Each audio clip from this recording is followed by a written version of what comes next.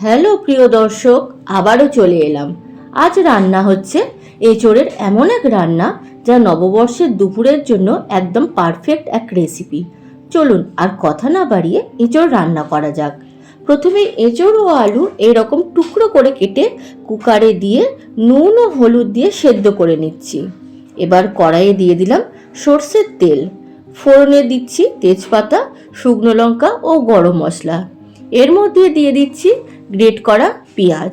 পেঁয়াজ ভাজা হয়ে গেছে, দিয়ে দিলাম আদা রসুন বাটা, কাঁচা লঙ্কা বাটা, কুচনো টমেটো, হলুদ ও জিরে গুঁড়ো, পরিমাণ মতো নুন দিয়ে ভালো করে নেড়ে দিয়ে দিচ্ছি টক দই এবং এই রান্নার হিরো খাসির চর্বি দিয়ে ভালো করে কষিয়ে নিতে হবে তেল ছাড়া পর্যন্ত।